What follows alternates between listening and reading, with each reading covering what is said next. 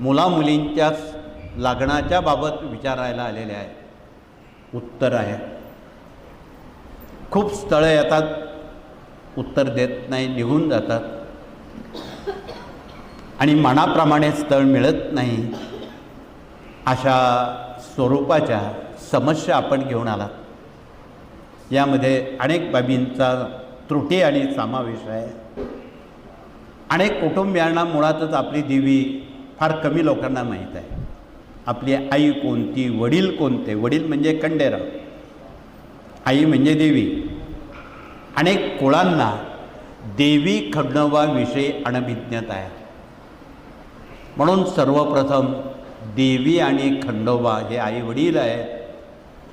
तुम्ही ज्या वेळी तुमच्या मूळ देवी आणि खंडोबाची उपासना कराल त्यावेळी पहिला आशीर्वाद स्वामी देते, तोपर्यंत नाही. हे पहिलं लक्षात घ्या.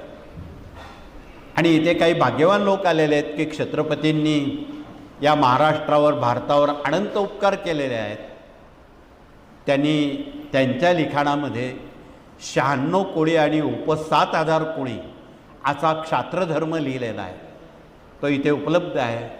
त्याच्या परिशिष्टामध्ये, सूचीमध्ये महाराष्ट्रवासियांची गोत्र, देवी, खंडोबा हे लिहिलेलं आहे.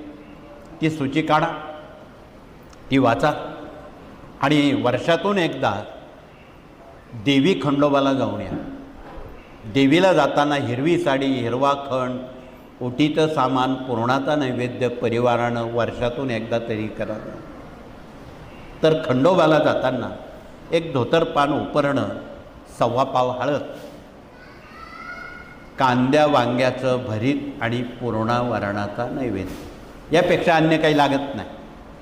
आणि या गोष्टी सर्वसामान्य मध्यम गरीब लोकांना परवडणाऱ्या आहेत. या व्यतिरिक्त कोण काय करत असेल तो भाग गौण आहे. परंतु सामान्य माणसाला या बाबी परवडणाऱ्या असून त्यांना अनुभूती देणाऱ्या बाबी आहेत. म्हणून आपली देवी कोणती आहे? सप्तशृंग आहे का? तुळजापूर आहे का? कोल्हापूर आहे का? की माहूर आहे? याची खातरजमा त्या ग्रंथात करावी. आणि वर्षातून एकदा जाऊन कुलधर्म कुलाचार सोबत करावेत. देवी खंडोबाचा सन्मान करावा. आणि आम्हाला देवी खंडोबाचा सन्मान केल्यावर 8 दिवसात तुम्ही तुमच्या अनुभूती येऊन सांगा. फक्त गर्दीच्या दिवशी जाऊ नका. रविवार असेल तर खंडोबाकडे गर्दी राहील. एरवी दिवशी जा, ते काही त्या मंदिरातून पळून जाणार नाही. भगवती फक्त मंगळ शुक्रवारी त्या मंदिरात राहते असं नाही.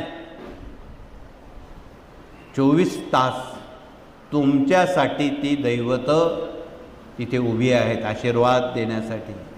म्हणून वाराचं बंधन नसावं. तुमचे मनाजीराव तुमच्याजवळ किती वेळ आहे त्याचं ते तुम्ही बघा. म्हणून आपण या पद्धतीनं कुलधर्म कुलाचार करून वर्षातून एकदा देवी खंडोबाला जाऊन सन्मानित करून विवाह इच्छुक उपवर मुलामुलींसाठी विवाह मंडळ इथे उभं आहे. तेच तर दुर्गा सप्तशती दाखवत आहे, खंडोबाचा ग्रंथ दाखवत आहे. आणि इकडनं जरी काही त्रुटी राहिल्या तर विवाह मंडळानं त्या त्रुटी भरून काढाव्यात. की विवाहासाठी सप्तशतीचे 14 पाठ केलेच पाहिजे, 7 पाठ मल्हारी केलेच पाहिजे. तेव्हा आईवडिलांची, खंडोबाची, देवीची कृपा त्या कुटुंबाला मिळेल. म्हणून हे पहिलं लक्षात ठेवावं. यात अजून तुम्ही काही उपप्रश्न विचारणार आहात. आमचं आडनाव पाटील आहे, देशमुख आहे, जोशी आहे, देशपांडे आहे. ही आडनावं नाहीत, कुळं नाहीत, हे हुद्दे आहेत. अनेक जणांनी गावाची नावं आडनावाला लावलेली आहेत, ती कुळं नाहीत. म्हणून आपण या जुन्या लोकांना विचारून आपल्या कुळाचं मूळ कुळ, आडनाव काय आहे त्याची खातरजमा करून मग त्या विषय सूचीमध्ये हात घालावा. पाटील आहे तर नेमके पाटील, गावाची पाटीलकी मिळाली म्हणून पाटील झाले, ते आडनाव नाही. देशमुखी मिळाली म्हणून देशमुख झाले, आडनाव नाही.